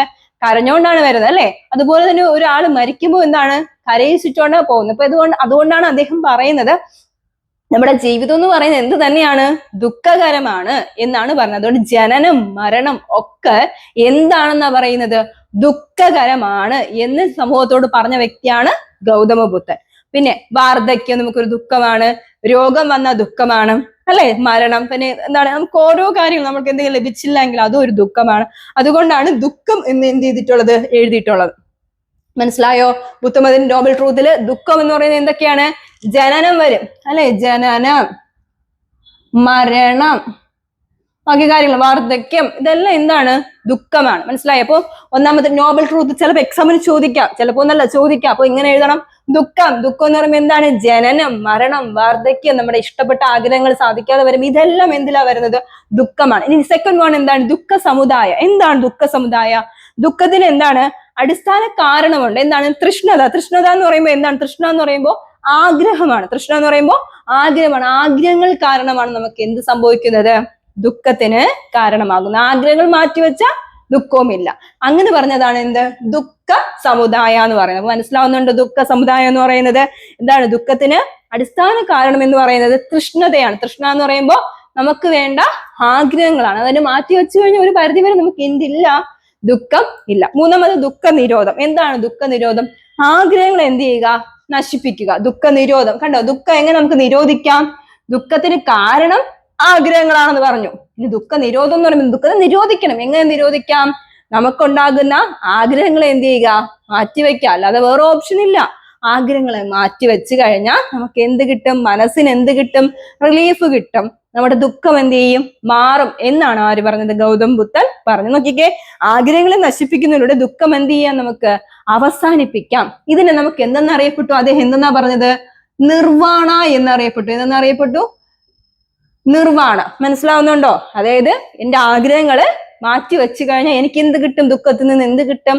നിർവാണം പ്രാപിക്കുക. നമ്മൾ പറയും മോക്ഷം പ്രാപിക്കുക എന്നൊക്കെ പറഞ്ഞതുപോലെ എനിക്ക് എന്ത് കിട്ടും? സന്തോഷം കിട്ടും എന്ന് പറഞ്ഞ വ്യക്തിയാണ് ആര്? ഗൗതമ ബുദ്ധ. ഇനി ഒന്നുകൂടെ ലാസ്റ്റ് വൺ, ദുഃഖ നിരോധന ഗ്രാമിണി പ്രതിപദ. എന്ന് വെച്ചാൽ എന്താണ്? ദുഃഖത്തിൽ നിന്നുള്ള മോചനം നേടാനുള്ള മാർഗം എന്ന് പറയുന്നത് എന്താണ്? അഷ്ടാംഗ മാർഗങ്ങളാണ്. നമ്മൾ അഷ്ടാംഗ മാർഗം പഠിച്ചു കഴിഞ്ഞു. അതുകൊണ്ടാണ് ഞാൻ അത് പഠിച്ചിട്ട് ഇങ്ങോട്ടേക്ക് വന്നത്. അഷ്ടാംഗ മാർഗമാണ്, അല്ലെ? അപ്പൊ ദുഃഖ നിരോധന ഗ്രാമിണി പ്രതിമത, ഇതിനെ ഒരു പ്രതിവിധ ചെയ്യാനുള്ള, നമുക്കൊരു അസുഖം വന്നാൽ ട്രീറ്റ് ചെയ്യും, ഡോക്ടർ ട്രീറ്റ് ചെയ്യും. അത് കഴിഞ്ഞിട്ട് ഡോക്ടർ കുറെ കാര്യങ്ങൾ നമ്മളോട് പറഞ്ഞു തരും, അത് ചെയ്യരുത്, ഇത് ചെയ്യരുത് എന്നൊക്കെ. അതുപോലെ ഇദ്ദേഹവും പറയുകയാണ്, ദുഃഖ നിരോധനം ഞാൻ നിരോധിച്ചു, ഇനി അതിനു വേണ്ട ഗ്രാമിണി പ്രതിപദ, എന്തൊക്കെ കാര്യങ്ങളാണ് നിങ്ങൾക്ക് ഇനി ലൈഫിൽ നിങ്ങൾ ചെയ്യാനുള്ള, അതിനാണ് നമുക്കിവിടെ എന്ത് പറയുന്നത്? അഷ്ടാംഗ മാർഗം സ്വീകരിക്കൂ. നിങ്ങൾ എന്ത് മാർഗം സ്വീകരിക്കൂ? അഷ്ടാംഗ മാർഗങ്ങൾ. അതായത് ശരിയായ പ്രവൃത്തി ചെയ്യും, നിങ്ങൾക്കൊരു ദുഃഖവും വരില്ല. ശരിയായ മനസ്സുണ്ടെങ്കിൽ നിങ്ങൾക്ക് എന്തില്ല? ദുഃഖമില്ല. ശരിയായ വാക്കുണ്ടെങ്കിൽ നിങ്ങൾക്ക് എന്തില്ല? ദുഃഖമില്ല. ശരിയായ ഉപജീവനമാർഗം ഉണ്ടെങ്കിൽ നിങ്ങൾക്ക് എന്തല്ല? ദുഃഖമില്ല. ഇങ്ങനെയുള്ള അഷ്ടാംഗ മാർഗങ്ങൾ ഫോളോ ചെയ്യാനാണ് ആര് പറയുന്നത്? നമ്മുടെ ഗൗതം ബുദ്ധൻ പറയുന്നത്. അപ്പൊ ഒന്നുകൂടെ നോക്കാം. ബുദ്ധിസത്തിന്റെ നോബൽ ട്രൂത്ത് എന്ന് പറയുമ്പോൾ എന്താണ്? ദുഃഖം, അല്ലെ? രണ്ടാമത്തത് ദുഃഖ സമുദായ, മൂന്നാമത്തത് ദുഃഖ നിരോധം, നാലാമത്തെ ദുഃഖ നിരോധന ഗ്രാമിണി പ്രതിപദ. മനസ്സിലാവുന്നുണ്ടോ? അപ്പൊ ദുഃഖം എന്താണ്? നമുക്കൊരു ജനനം, മരണം, നമുക്ക് എന്തെങ്കിലും ആഗ്രഹിക്കുമ്പോൾ കിട്ടാതെ വരിക, രോഗം, വാർദ്ധക്യം, ഇതെല്ലാം എന്ത് തന്നെയാണ്? ദുഃഖമാണ്. അത് നമ്മൾ സമ്മതിച്ചു, അല്ലെ? എല്ലാവർക്കും ദുഃഖമുണ്ട്. ഇനി ദുഃഖ സമുദായ, അതിന് കാരണം എന്താണ്? ആഗ്രഹമാണ്. നമുക്കുണ്ടാകുന്ന ആഗ്രഹങ്ങളാണ് എന്തിന് കാരണം എന്ന് പറയുന്നത്? ദുഃഖത്തിന് കാരണം എന്ന് പറയുന്നത്. ഇനി ഇവയെ എങ്ങനെ നമുക്ക് നിരോധിക്കാം? ഈ ആഗ്രഹങ്ങളെ വേണ്ടെന്ന് വെച്ചാൽ പോരെ. ഈ ആഗ്രഹങ്ങളെ വേണ്ടാന്ന് വെച്ച് കഴിഞ്ഞാൽ ദുഃഖ നിരോധം നടക്കും. ദുഃഖ നിരോധം നമ്മൾ സ്വീകരിച്ചു കഴിഞ്ഞാൽ നമ്മൾ എന്തിലോട്ട് എത്തും? നിർവാണയിലോട്ട് എത്തും. മനസ്സിലായോ? നിർവാണം, നമുക്ക് എല്ലാ സങ്കടവും എന്ത് ചെയ്യാം? മാറ്റി മനസ്സിന് സ്വസ്ഥമാക്കാം. ഇനി ഇവയ്ക്ക് എങ്ങനെ ആകാൻ നമുക്ക് കഴിയും? എന്ത് സ്വീകരിക്കുക? അഷ്ടാംഗമാർഗം സ്വീകരിക്കുക. അഷ്ടാംഗമാർഗം സ്വീകരിക്കുക. അതാണ് ദുഃഖ നിരോധ ഗ്രാമിണി പ്രതിപദ എന്ന് പറയുന്നത്. നിങ്ങൾ അഷ്ടാംഗമാർഗം സ്വീകരിക്കൂ. നിങ്ങളുടെ വിഷമവും ദുഃഖവും എല്ലാം മാറണമെങ്കിൽ നിങ്ങളുടെ ജീവിതത്തിൽ എന്ത് സ്വീകരിക്കാനാണ് ഗൗതമ ബുദ്ധൻ നമ്മളോട് പറയുന്നത്? അഷ്ടാംഗമാർഗം. 8 മാർഗങ്ങളില്ലേ? ശരിയായ എന്താണ്? കാഴ്ചപ്പാട്, ശരിയായ ശ്രമം, ശരിയായ മനസ്സ്, ശരിയായ വിശ്വാസം, ശരിയായ പ്രവൃത്തി, ശരിയായ എന്താണ്, എല്ലാം ഞാൻ പറഞ്ഞിട്ടുണ്ട്. ഉപജീവനമാർഗം, പിന്നെ അതുപോലെ ശരിയായ മനസ്സ്, ഏകാഗ്രത, ഇതെല്ലാം നിങ്ങൾ സ്വീകരിക്കുമ്പോൾ നിങ്ങൾക്ക് ദുഃഖ നിരോധന ഗ്രാമിണി പ്രതിപദ ലഭിക്കും. മനസ്സിലായോ? ഇതാണ് 4 നോബൽ ട്രൂത്ത് എന്ന് പറയുന്നത്. മനസ്സിലായോ? ആരുടെയാണ്? നമ്മുടെ ഗൗതം ബുദ്ധന്റെ 4 നോബൽ ട്രൂത്ത് എന്ന് പറയുന്നത്. ക്ലിയർ? പറയണോ? ഓക്കെ അല്ലേ? സംശയമുണ്ടോ? സംശയമില്ല എന്ന് വിശ്വസിക്കുന്നു. നമുക്ക് അടുത്ത ക്വസ്റ്റ്യനിലോട്ട് പോവാം. അടുത്ത ക്വസ്റ്റ്യൻ ഏതാണെന്ന് നിങ്ങൾ നോക്കിക്കേ. ജൈനിസം, അല്ലെ? ഏതാണ്? ജൈനിസം. ജൈനിസം ആരാണ്? ഫൗണ്ടർ ചെയ്തത്. ആരാണ് ഫൗണ്ടർ ജൈനിസത്തിന്റെ? വർത്തമാന മഹാവീരൻ അല്ലെ? വർത്തമാന മഹാവീരനാണ് ജൈനിസം എന്ത് ചെയ്തത്? കൊണ്ടുവന്നത്.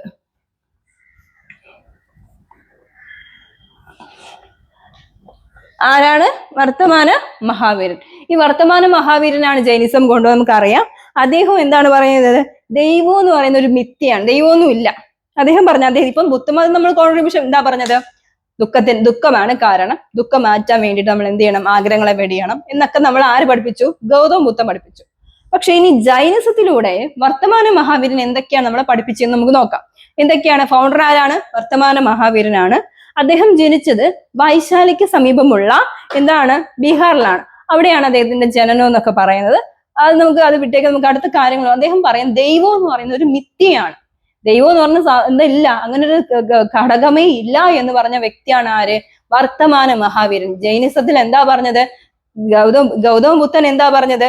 ഇങ്ങനെയുള്ള കാര്യങ്ങളെല്ലാം ഉണ്ട്, പ്രാർത്ഥിക്കണം, ശരിയായ വിശ്വാസം വേണം, ശരിയായ പ്രവൃത്തി വേണം എന്നൊക്കെ പറഞ്ഞപ്പോ നമ്മുടെ ജൈനിസത്തിലൂടെ നമ്മുടെ വർത്തമാന മഹാവീരൻ എന്താണ് പറഞ്ഞത്? ദൈവം ഇല്ല, ദൈവം എന്ന് പറയുന്നത് ഒരു മിഥ്യയാണ്. ദൈവം എന്ന് പറയുന്നത് എന്താണ്? ഒരു മിഥ്യയാണ്. ദുഃഖം അല്ലെ? ദുഃഖമാണ് അതിന്റെ കാരണം എന്ന് പറയുമ്പോൾ, നമ്മളൊരു ദുഃഖം നമുക്ക് കിട്ടുവാണെങ്കിൽ അതിന്റെ കാരണം ആഗ്രഹങ്ങളാണെന്ന് പറഞ്ഞ് പഠിപ്പിച്ചത് നമ്മുടെ ഗൗതമ ബുദ്ധൻ. ഇദ്ദേഹം പറയുകയാണ് കർമ്മയാണ്. നിങ്ങൾക്ക് ഒരു ദുഃഖം ഉണ്ടെങ്കിൽ നിങ്ങൾ ചെയ്തതിന്റെ ഫലമായിരിക്കാം, അതാണ് കർമ്മ. ഇപ്പൊ ജൈനിസത്തിലൂടെ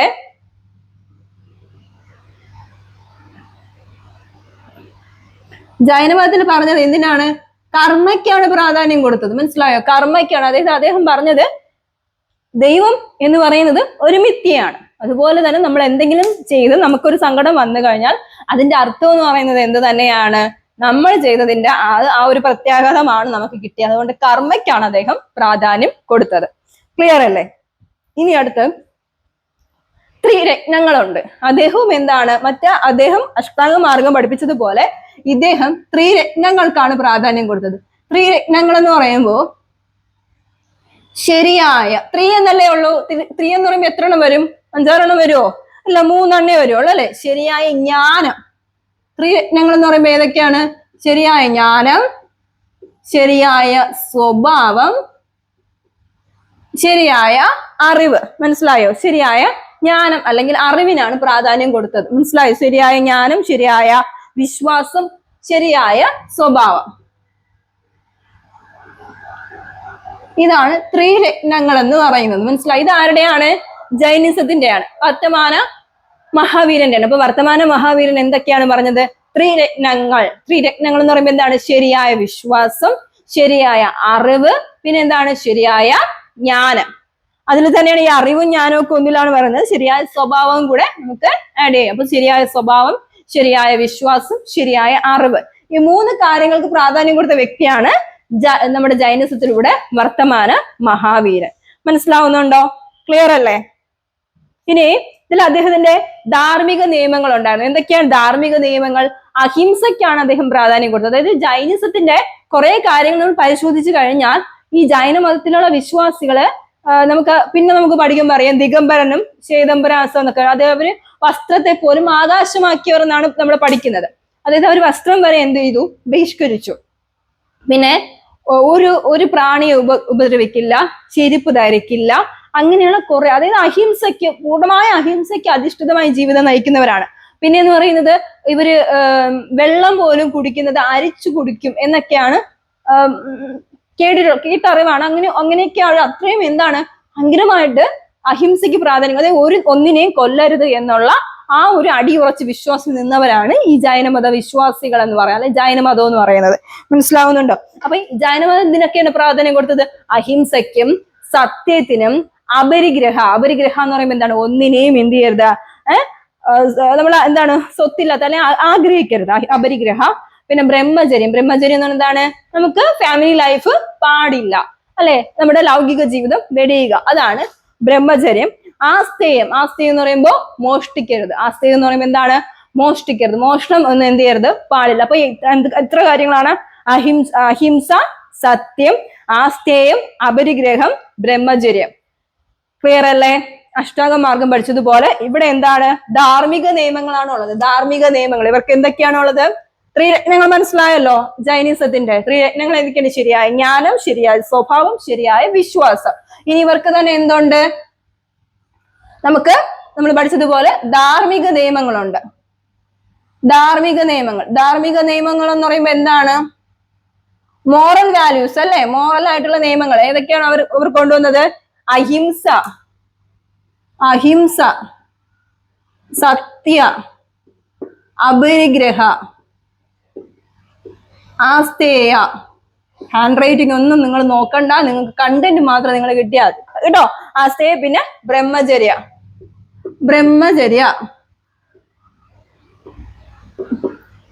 ഇത്രയുമാണ് 5 കാര്യങ്ങൾ എന്ന് പറയുന്നത്. മനസ്സിലാവുന്നുണ്ടോ? അപ്പൊ എന്തിനൊക്കെയാണ്? ആരെ ഉപദ്രവിക്കരുത്, അതാണ് അഹിംസ എന്ന് പറയുന്നത്. സത്യം പറയുക, മോഷ്ടിക്കാൻ പാടില്ല, അല്ലെങ്കിൽ എന്താണ് കള്ളം പറയാൻ പാടില്ല. പിന്നെ അപരിഗ്രഹ, എന്താണ് ഒന്നും അവകാശപ്പെടാനായിട്ട് പാടില്ല. ബ്രഹ്മചര്യ, എന്താണ് ലൗകിക ജീവിതം വെറുക്കണം, അല്ലെങ്കിൽ അങ്ങനെയുള്ള ഫാമിലി സെറ്റപ്പ് ഒന്നും പാടില്ല. മനസ്സിലാവുന്നുണ്ടോ? ഇത് ഇത്രയുമാണ് നമ്മുടെ ധാർമ്മിക നിയമങ്ങളിൽ വരുന്നത്. ഇനി ഇതിൽ ശിഷ്യന്മാരെ വിളിച്ചിരുന്ന പേരാണ് തീർത്ഥങ്കരന്മാരെന്നാണ് വിളിച്ചിരുന്നത്. അതായത് ജൈന മതത്തിലെ ശിഷ്യന്മാരെ വിളിച്ചിരുന്ന പേര് തീർത്ഥങ്കരനാണ്. 24ാമത് തീർത്ഥങ്കരനായിരുന്നു നമ്മുടെ വർത്തമാന മഹാവീരൻ. ക്ലിയർ അല്ലേ? ഓക്കെ അല്ലേ? ഇനി നമുക്ക് അടുത്ത ക്വസ്റ്റ്യൻ എന്ന് പറയുന്നത് കൗടില്യന്റെ അർത്ഥശാസ്ത്ര. കൗടില്യന്റെ അർത്ഥശാസ്ത്രം എന്ന് പറയുമ്പോൾ ഇമ്പോർട്ടന്റ് ആയിട്ടുള്ള ഒരു കാര്യമാണ്. നമ്മുടെ 5ാമത്തെ ക്വസ്റ്റ്യൻ ആണ് കൗടില്യന്റെ അർത്ഥശാസ്ത്ര എന്ന് പറയുന്നത്. അപ്പൊ ഈ കൗടില്യൻ എന്ന് പറയുമ്പോൾ ചന്ദ്രഗുപ്ത മൗര്യനെ കേട്ടിട്ടില്ലേ? ചന്ദ്രഗുപ്ത മൗര്യന്റെ സദസ്സിലുണ്ടായിരുന്ന ഒരു പ്രമുഖനായ വ്യക്തിയായിരുന്നു നമ്മുടെ കൗടില്യൻ എന്ന് പറയുന്നത്. മനസ്സിലായോ? മൗര്യ സാമ്രാജ്യത്തിന്റെ സ്ഥാപകനായ ചന്ദ്രഗുപ്ത മൗര്യന്റെ സദസ്സിലുണ്ടായിരുന്ന, അദ്ദേഹത്തെ യുദ്ധം ചെയ്യാനായാലും അദ്ദേഹത്തിന്റെ ഭരണകാര്യങ്ങളൊക്കെ ക്രമപ്പെടുത്താനായാലും അദ്ദേഹത്തിനോടൊപ്പം ഉണ്ടായിരുന്ന ഒരു പണ്ഡിതനായിരുന്നു കൗടില്യൻ എന്ന് പറയുന്നത്. മനസ്സിലായോ? ചാണക്യൻ എന്നൊക്കെ നമ്മൾ അറിയപ്പെടും. പിന്നെ അദ്ദേഹത്തിന്റെ ഈ ഒരു ബ്രാഹ്മണന്റെ സഹായത്തോടു കൂടിയാണ് നമ്മുടെ ഈ സിംഹാസനം ആര് ഉറപ്പിച്ചത്? എന്നുവെച്ചാൽ നിഗൂഢമായ രീതികളിലൂടെ നല്ല ബുദ്ധി ആർക്ക് പറഞ്ഞു കൊടുക്കും? ചന്ദ്രഗുപ്ത മൗര്യൻ ആര് പറഞ്ഞു കൊടുക്കും എന്നാണ് പറഞ്ഞത്? നമ്മുടെ ഈ ചാണക്യൻ, കൗടില്യൻ എന്ന് അറിയപ്പെടുന്നു. കൗടില്യൻ പറഞ്ഞു കൊടുക്കും. അദ്ദേഹത്തിന്റെ പ്രധാനപ്പെട്ട ഒരു വർക്കാണ് അർത്ഥശാസ്ത്ര എന്ന് പറയുന്നത്. ഈ അർത്ഥശാസ്ത്രത്തിൽ എന്തിനെ കുറിച്ചാണ് പറയുന്നത്? രാഷ്ട്രത്തിന്റെ ഭരണകാര്യങ്ങളെ കുറിച്ചാണ് പറയുന്നത്. മനസ്സിലാവുന്നുണ്ടോ? സ്റ്റേറ്റിനെ കുറിച്ച്. സ്റ്റേറ്റ് എന്ന് പറയുമ്പോൾ രാഷ്ട്രത്തിന്റെ ഭരണകാര്യങ്ങളെ കുറിച്ചാണ് ആര് പറയുന്നത്? ചന്ദ്രഗുപ്ത മൗര്യൻ പറയുന്നത്. ആ ഒരു സംഹിതയെ വിളിച്ച പേരാണ് സപ്താംഗ സിദ്ധാന്തം എന്ന് വിളിച്ചു. മനസ്സിലാവുന്നുണ്ടോ? അതിനെ എന്തെന്ന് വിളിച്ചു? സപ്താംഗ സിദ്ധാന്തം എന്നാണ് അറിയപ്പെട്ടത്. മനസ്സിലായോ? അപ്പം ആ ഒരു ഇതിനെ എന്താണ് വിളിച്ചത്? സപ്താംഗ സിദ്ധാന്തം എന്നാണ് വിളിച്ചത്. അപ്പൊ ഒന്നുകൂടെ, ആരാണ് കൗടില്യൻ എന്ന് പറയുന്നത്? കൗടില്യൻ എന്ന് പറയുന്നത് ചന്ദ്രഗുപ്ത മൗര്യന്റെ സദസ്സിലുണ്ടായിരുന്ന പ്രമുഖനായ വ്യക്തിയായിരുന്നു. ആര്? നമ്മുടെ കൗടില്യൻ എന്ന് പറയുന്നത്. പിന്നെ എങ്ങനെയാണ്? ഇദ്ദേഹത്തിന്റെ അറിവോടുകൂടിയാണ്, അല്ലെങ്കിൽ ചാണക്യന്റെ അല്ലെങ്കിൽ കൗടില്യന്റെ ബുദ്ധി ഉപയോഗിച്ചാണ് ചന്ദ്രഗുപ്ത മൗര്യൻ സിംഹാസനം എന്ത് ചെയ്തത്? പിടിച്ചടക്കിയേ. അന്നു മുതൽ ആരുടെ ഒപ്പം ഉണ്ട് കൊട്ടാരത്തില്? ചന്ദ്രഗുപ്ത മൗര്യന്റെയോടൊപ്പം കൊട്ടാരത്തിൽ ഉണ്ടാകുകയും അവിടെ ഇരുന്നും കൊണ്ടാണ് രാഷ്ട്രം എന്ന സങ്കല്പത്തിന് പ്രാധാന്യം നൽകിയ വ്യക്തിയാണ് കൗടില്യൻ. ഓക്കെ, ഒന്നുകൂടെ ചന്ദ്രഗുപ്ത മൗര്യന്റെ സദസ്സിലുണ്ടായിരുന്ന പണ്ഡിതനായിരുന്നു ആര്? മൗര്യ സാമ്രാജ്യം എടുത്ത് പറയണം. മൗര്യ സാമ്രാജ്യത്തിൽ ചന്ദ്രഗുപ്ത മൗര്യന്റെ സദസ്സിലുണ്ടായിരുന്ന വ്യക്തിയായിരുന്നു കൗടില്യൻ. Okay, 1ാമത്തെ point. ഇനി കൗടില്യൻ എങ്ങനെയായിരുന്നു? നല്ല ബുദ്ധി ഉപയോഗിച്ച് സിംഹാസനം ഉറപ്പിക്കാനായിട്ട് ആർക്ക് ബുദ്ധി പറഞ്ഞു കൊടുത്തു? ചന്ദ്രഗുപ്ത രാജാവിന് ബുദ്ധി പറഞ്ഞു കൊടുക്കുകയും അന്ന് തൊട്ട് ചന്ദ്രഗുപ്ത മൗര്യന്റെ എവിടെയുണ്ട്? കൊട്ടാരത്തിൽ ഉണ്ടായിരുന്ന വ്യക്തിയാണ് ചാണക്യൻ അല്ലെങ്കിൽ കൗടില്യൻ എന്ന് പറയുന്നത്. മനസ്സിലായോ? ഇനി കൗടില്യന്റെ അർത്ഥശാസ്ത്രത്തിൽ എന്താ പറയുന്നത്? സ്റ്റേറ്റിനെ കുറിച്ച്. സ്റ്റേറ്റ് എന്ന് പറയുമ്പോൾ രാഷ്ട്രം എന്ന പദവിയെ കുറിച്ചും രാഷ്ട്രത്തിലെ നിയമനിർമ്മാണങ്ങളെ കുറിച്ചും ഒക്കെ അദ്ദേഹം എന്ത് ചെയ്യുന്നുണ്ട്? പറയുന്നുണ്ട്. പിന്നെ ഈ അദ്ദേഹത്തിന്റെ ഈ രീതികളെല്ലാം, അതായത് രാജ്യത്തെക്കുറിച്ചും അതുപോലെ രാജ്യത്തിന്റെ ഓരോ ഫീച്ചേഴ്സിനെ കുറിച്ചും ഒക്കെ അദ്ദേഹം എന്ത് ചെയ്യുന്നുണ്ട്? ഈ പറയുന്ന സംഹിതയെ വിളിച്ച പേരാണ് സപ്താംഗ സിദ്ധാന്തം എന്നറിയപ്പെട്ടത്. മനസ്സിലായോ? സപ്താംഗ സിദ്ധാന്തം എന്ന് പറയുന്നത് എന്താണ്? ഇദ്ദേഹത്തിന്റെ ഓരോ കാര്യങ്ങളാണ്. ഈ സപ്തം എന്ന് പറയുമ്പോൾ എത്രയാണടാ? സപ്തം 7 അല്ലെ? അപ്പൊ നമുക്ക് ഓരോന്നായിട്ട് നമുക്ക് നോക്കാം. 1ാമത് രാജാവ് എന്ന് പറയുമ്പോ അദ്ദേഹം വിളിച്ചിരുന്ന പേരെന്താണ്? സ്വാമി. രാജാവ് എന്ന് പറയുമ്പോ സ്വാമി. ഇനി ദുർഗ എന്ന് പറയുമ്പോ എന്താണ്? കോട്ട. ദുർഗ എന്ന് പറയുമ്പോ കോട്ട. അമാത്യ എന്ന് പറയുമ്പോ എന്താണ്? മന്ത്രി. അമാത്യ മന്ത്രി. ഇനി എന്താണ്? ജനപദം. ജനപദം എന്ന് പറയുമ്പോ രാഷ്ട്രം. രാഷ്ട്രം. മിത്ര എന്ന് പറയുമ്പോ സഖ്യം. സൈന്യം എന്നൊക്കെ പറയില്ലേ, അത് തന്നെയാണ്. ഇനി എന്താണ് ഇവിടെ ഉണ്ടായിരുന്നു, നമ്മൾ നേരത്തെ മാച്ച് പോയതാണ്. ദണ്ഡ. ദണ്ഡ എന്ന് പറയുമ്പോ എന്താണ്? നീതിന്യായം. മനസ്സിലായോ? ഇവിടെയുണ്ട്. കോസ. കോസ എന്ന് പറയുമ്പോ എഴുതിയെടുത്ത് പഠിച്ചോണം, ഖജനാവ്. കോസ എന്ന് പറയുമ്പോ ഖജനാവ്. നോക്കിക്കേ, രാജാവ് എന്ന് പറയുന്നത് എന്താണ്? സ്വാമി. ശ്രദ്ധിച്ചിരിക്കുക, അദ്ദേഹം ഇട്ട പേരുകളാണ് ഇത്. ഇതെല്ലാം അദ്ദേഹം ഇട്ട പേരാണ് അല്ലെ? അതായത് ഇതിന്റെ താഴോട്ടുള്ള കാര്യങ്ങൾ. പക്ഷെ നമുക്ക് അങ്ങനെ പറഞ്ഞാൽ മനസ്സിലാവോ? നിങ്ങളോട് പറയുകയാണ് ദണ്ഡ. ദണ്ഡ എന്ന് പറയുകയാണ്, അല്ലെ കോസ എന്ന് പറഞ്ഞാൽ നമുക്കറിയോ. കോസ എന്ന് പറയുന്നത് എന്താണ്? ഖജനാവ്. നമ്മുടെ സ്റ്റേറ്റിന്റെ കുറെ ഫിനാൻഷ്യൽ കാര്യങ്ങളൊക്കെ ഇല്ലേ, അതിനെയാണ് എന്ത് വിളിക്കുന്നത്? ഖജനാവ് എന്ന് പറയുന്നത്. നോക്കിക്കേ, സപ്താംഗ സിദ്ധാന്തത്തില് എത്ര എണ്ണമാണോ ഉള്ളത്? 7 എണ്ണമാണോ ഉള്ളത്? എത്രയാണ് സപ്താംഗ സിദ്ധാന്തം? ഇത് ഇമ്പോർട്ടന്റ് ആണ്, ഇത് ചോദിച്ചിരിക്കും, എല്ലാ പരീക്ഷയ്ക്കും ചോദിച്ചു കണ്ടിട്ടുണ്ട്. രാജാവിനെ അന്നേരം അറിയപ്പെട്ട പേരെന്താണ്? സ്വാമി. എന്താണ് അറിയപ്പെട്ടത്? സ്വാമി. അമാത്യ. അമാത്യ എന്ന് പറയുമ്പോ മന്ത്രി. ജനപദത്തെ അല്ലെങ്കിൽ ജനങ്ങളെ, രാഷ്ട്രത്തെ എന്തെന്ന് വിളിച്ചു? ജനപദം. മിത്ര എന്ന് പറയുമ്പോ സഖ്യം. കോസ ഖജനാവ്. ദണ്ഡ നീതിന്യായം. ദുർഗ കോട്ട. ഇമ്പോർട്ടന്റ് ആയിട്ടുള്ള കാര്യങ്ങള് എഴുതി തന്നെ പഠിക്കുക. ഒരു 10 പ്രാവശ്യമെങ്കിലും എഴുതി പഠിക്കുക. ചിലപ്പോ നിങ്ങളോട് ദണ്ഡ എന്താണെന്നോ ജനപദം എന്താണെന്ന് ചോദിച്ചു കഴിഞ്ഞാൽ തിരിച്ചെഴുതി വെക്കരുത്. അതുകൊണ്ടാണ് പറയുന്നത്. രാജാവ് എന്ന് പറയുന്നത് സ്വാമിയാണ്. അമാത്യ മന്ത്രി. ജനപദം രാഷ്ട്രം. ദുർഗ കോട്ട. മിത്ര സഖ്യം. ദണ്ഡ നീതി. കോസ ഖജനാവ്. ക്ലിയർ അല്ലേ? ഓക്കെ അല്ലേ? റബ്ബ് ചെയ്യുന്നേ. അപ്പൊ ഇത്രയാണ് നമ്മുടെ ഏത് ക്വസ്റ്റ്യൻ ആണ് നമ്മളിപ്പോ നോക്കിയത്? സപ്താംഗ സിദ്ധാന്തം അല്ലെങ്കിൽ കൗടില്യന്റെ അർത്ഥശാസ്ത്രം. ഇനി 6ാമത്തത് മനുസ്മൃതി. എന്താണ് മനുസ്മൃതി എന്ന് പറയുന്നത്? നമ്മുടെ പ്രാചീന ഭാരതത്തിൽ അല്ലെങ്കിൽ ആൻഷ്യനില് സാമൂഹികപരമായിട്ടുള്ള അല്ലെങ്കിൽ സോഷ്യൽ ആയിട്ടുള്ള മോറൽ ആയിട്ടുള്ള കാര്യങ്ങളെല്ലാം കൂടെ എന്തിൽ എഴുതി വെച്ചിട്ടുണ്ട്? ഒരു ബുക്കായിട്ട് എഴുതി വെച്ചിട്ടുണ്ടായിരുന്നു. മനസ്സിലാവുന്നുണ്ടോ? ഇതിനെയാണ് മനുസ്മൃതി അല്ലെങ്കിൽ മാനവധർമ്മശാസ്ത്രം എന്ന് പറയുന്നത്. ഇത് ആൻഷ്യന്റ് ആയിട്ടുള്ള കാര്യങ്ങളിലെ പ്രാചീന ഭാരതത്തിലെ സാമൂഹ്യപരമായിട്ടുള്ളതും ധാർമ്മികപരമായിട്ടുള്ള ഘടകങ്ങൾ എല്ലാം എന്ത് ചെയ്തിട്ടുണ്ട്? ക്രോഡീകരിച്ച് എഴുതിയിട്ടുണ്ട്. ഇതിനെയാണ് എന്ത് വിളിക്കുന്നത്? മനുസ്മൃതി അല്ലെങ്കിൽ ധർമ്മശാസ്ത്രം അല്ലെങ്കിൽ എന്താണ് മാനവ ധർമ്മശാസ്ത്രം എന്ന് അറിയപ്പെടുന്നത്. ഇതില് സമൂഹത്തിലുള്ള ആൾക്കാര് പാലിക്കേണ്ട കാര്യങ്ങൾ, എങ്ങനെയൊക്കെ ജീവിക്കണം, ഏതൊക്കെ രീതിയിലാണ്, എല്ലാ കാര്യങ്ങളും എന്ത് ചെയ്തിട്ടുണ്ട്? പറയുന്നുണ്ട്. എല്ലാ കാര്യങ്ങളും, അതായത് ഒരു മനുഷ്യന് എങ്ങനെയൊക്കെയാണ് ജീവിക്കാനുള്ളത്, അവർ ഏതൊക്കെ രീതികളിലാണ് മുന്നോട്ട് പോകുന്നത്, സൊസൈറ്റി പാലിക്കേണ്ട നിയമങ്ങള്, സൊസൈറ്റിയിലെ എല്ലാ കാര്യങ്ങളും എത്രത്തോളം നമ്മള് നല്ല രീതിയിലാണ് ചെയ്യേണ്ടത്, അങ്ങനെയുള്ള കാര്യങ്ങളെല്ലാം എവിടെ രേഖപ്പെടുത്തിയിട്ടുണ്ട്? മനുസ്മൃതിയില് രേഖപ്പെടുത്തിയിട്ടുണ്ട്.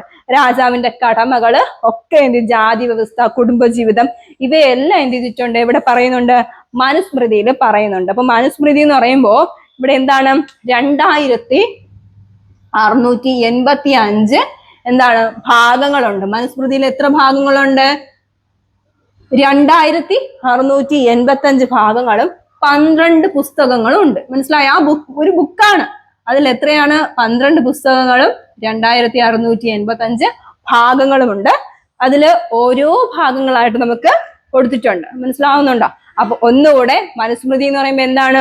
ഒരു രാജ്യത്ത് എങ്ങനെയാണ് അനുഷ്ഠിക്കേണ്ട സാമൂഹികപരമായിട്ടും ധാർമ്മികപരമായിട്ടുള്ള ഘടകങ്ങളെല്ലാം എഴുതിയിട്ടുണ്ടായിരുന്ന ഒരു ബുക്കിനെയാണ്, അല്ലെങ്കിൽ എന്താണ്, ഒരു സംഹിതയാണ് എന്ത് വിളിക്കുന്നത്? മനുസ്മൃതി എന്ന് പറയുന്നത്. അതിന് മാനവധർമ്മശാസ്ത്രം എന്ന് അറിയപ്പെടുന്നു. അതിന് എങ്ങനെയാ അറിയപ്പെട്ടത്? മാനവധർമ്മശാസ്ത്രം എന്ന് അറിയപ്പെട്ടു. മനുസ്മൃതിയില് ജാതി വ്യവസ്ഥ, കുടുംബജീവിതം, സമൂഹത്തിൽ പാലിക്കേണ്ട കാര്യങ്ങള്, സമൂഹത്തിൽ അനുഷ്ഠിക്കേണ്ട ആചാരങ്ങള്, ഇവയെല്ലാം കണക്കാക്കുന്നു. 2685 ഭാഗങ്ങളുണ്ട്. പിന്നെ എങ്ങനെയാണ്? 12 പുസ്തകങ്ങളായിട്ട് ഡിവൈഡ് ചെയ്തിരിക്കുന്നു. ഇവ ഓരോ പുസ്തകങ്ങളും നമുക്ക് പഠിക്കാം. 1ാമത്തെ പുസ്തകത്തില് ആമുഖം. മനസ്സിലാവുന്നുണ്ടോ? ഫസ്റ്റത്തെ പുസ്തകത്തിൽ എന്താണ് കൊടുത്തിട്ടുള്ളത്? ആമുഖം. 1ാമത്തെ പുസ്തകത്തിൽ എന്താണ്? ആമുഖത്തെ കുറിച്ച് കൊടുത്തിട്ടുണ്ട്. 2ാമത്തെ പുസ്തകത്തിലെ നിയമങ്ങളും അതുപോലെ തന്നെ നമ്മൾ എന്തൊക്കെയാണ് അനുഷ്ഠിക്കേണ്ടത്, ബ്രഹ്മചര്യം അനുഷ്ഠിക്കണം, ആ വക കാര്യങ്ങളെല്ലാം 2ൽ കൊടുത്തിട്ടുണ്ട്. 3ലും 4ലും എന്താണ്? ആശ്രയഗന്ധത്തെ അല്ലെങ്കിൽ നമ്മൾ ഡിപ്പെൻഡ് ചെയ്യുന്ന കാര്യങ്ങളെ കൊടുത്തിട്ടുണ്ട്. 5ല് സ്ത്രീകളുടെ കടമകളെ കുറിച്ച്, അതായത് വുമൻസിനുണ്ടാകുന്ന റെസ്പോൺസിബിലിറ്റീസ് കൊടുത്ത് എവിടെ കൊടുത്തിട്ടുണ്ട്? 5 6 എങ്ങനെയാണ് നമ്മുടെ അവസാനത്തെ ആശ്രമങ്ങൾ, നമ്മുടെ ലൈഫില് അവസാനത്തെ ആശ്രമങ്ങളാണ് വാനപ്രസ്ഥവും പിന്നെന്താണ് ബ്രഹ്മചര്യം, നമ്മുടെ സന്യാസം എന്ന് പറയുന്നത്. അവിടെ എന്താണ് അതിനെ കുറിച്ചാണ് കൊടുത്തിട്ടുള്ളത്. നമ്മൾ അധികം നമുക്ക് ലൈഫ് ഇല്ലല്ലോ, നമ്മൾ എന്ത് ചെയ്യും, ഡെത്തിലോട്ട് പോകും. അത് വാനപ്രസ്ഥത്തോടെ അതായത് അവസാനത്തെ കാലഘട്ടത്തെ കുറിച്ച് കൊടുത്തിട്ടുണ്ട്. 7, 8, 9 7, 8, 9 നിയമങ്ങളും പിന്നെ രാജാവിന്റെ കടമകളെയും കുറിച്ച് കൊടുത്തിട്ടുണ്ട്. ഞാൻ ഇത് എഴുതിയിട്ട ഒരുപാട് പോവും, അതുകൊണ്ടാണ് ഞാൻ നിർത്തി പറയുന്നത്. 7, 8 എന്താണ് കൊടുത്തിരിക്കുന്നത്, 7, 8, 9 നിയമങ്ങളും രാജാവിന്റെ കടമയും കൊടുത്തിട്ടുണ്ട്. 10 ജാതി വ്യവസ്ഥയെ കുറിച്ച് കൊടുത്തിട്ടുണ്ട്. 10 ജാതി വ്യവസ്ഥയെ കുറിച്ച് കൊടുത്തിട്ടുണ്ട്. 11 നന്മ തിന്മകളെ കുറിച്ച് കൊടുത്തിട്ടുണ്ട്. 11 എന്തിനെ കുറിച്ചാണ് കൊടുത്തിട്ടുള്ളത്, നല്ല ഗുഡ് ക്വാളിറ്റീസും ബാഡ് ക്വാളിറ്റീസ് നന്മ തിന്മകളെ കുറിച്ച് കൊടുത്തിട്ടുണ്ട്. 12 നന്മ തിന്മകളും പിന്നെ എന്താണ് ജീവിതം മരണം പുനർജന്മം. മനസ്സിലായോ, ജീവിതം മരണം പുനർജന്മം. അങ്ങനെ 12 2685 എന്താണ് ഭാഗങ്ങളും പിന്നെ 12 പുസ്തകങ്ങളും ഉണ്ട്. അതിൽ ഒന്നാമത്തതിൽ എന്താണ് കൊടുത്തിട്ടുള്ളത്, ആമുഖം. 1 ആമുഖം, 2ാമത്തതില് നിയമങ്ങൾ, ഇതിൽ അനുഷ്ഠിക്കേണ്ട കാര്യങ്ങൾ കൊടുത്തിട്ടുണ്ട്.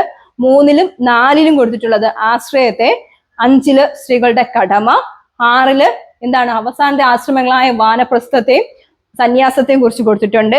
7, 8, 9 മനസ്സിലാവുന്നുണ്ട്. 7, 8, 9 നിയമങ്ങളും അതുപോലെ രാജാവിന്റെ കടമയും, 10 ജാതി വ്യവസ്ഥയും കടമകളും, 11 നന്മ തിന്മകള്, 12 ലാസ്റ്റില് ജനനം മരണം പുനർജന്മം ഇവയെ കുറിച്ചും കൊടുത്തിട്ടുണ്ട്.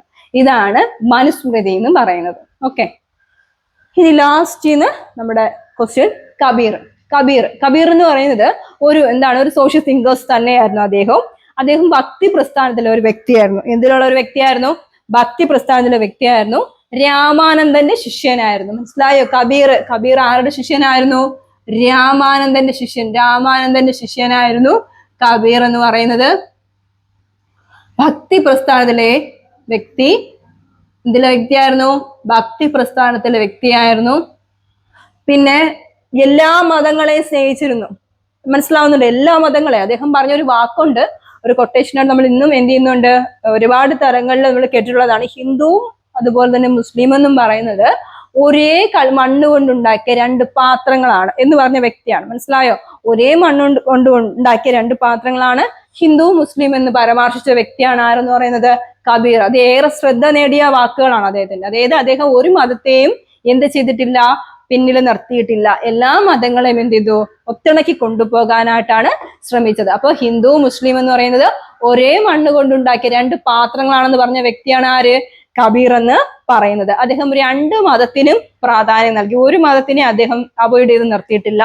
പിന്നെ ജാതി വ്യവസ്ഥ, അന്ധവിശ്വാസം ഇങ്ങനെയുള്ള കാര്യങ്ങളെല്ലാം അദ്ദേഹം എതിർത്തു. മനസ്സിലായോ, അദ്ദേഹം പറഞ്ഞു സന്തോഷകരമായിട്ടും സമാധാനപരമായിട്ടും നമ്മൾ എങ്ങനെയാണ് ലൈഫ് നല്ല രീതിയിൽ എന്ത് ചെയ്യണം, കൊണ്ടുപോകണം എന്ന് പറഞ്ഞ വ്യക്തിയാണ് ആര്, കബീർ എന്ന് പറയുന്നത്. അപ്പൊ കബീർ എന്ന് പറയുന്നത് ഒരു സന്യാസിയായിരുന്നു, ഭക്തി പ്രസ്ഥാനത്തിലെ വ്യക്തിയായിരുന്നു, രാമാനന്ദന്റെ ശിഷ്യനായിരുന്നു.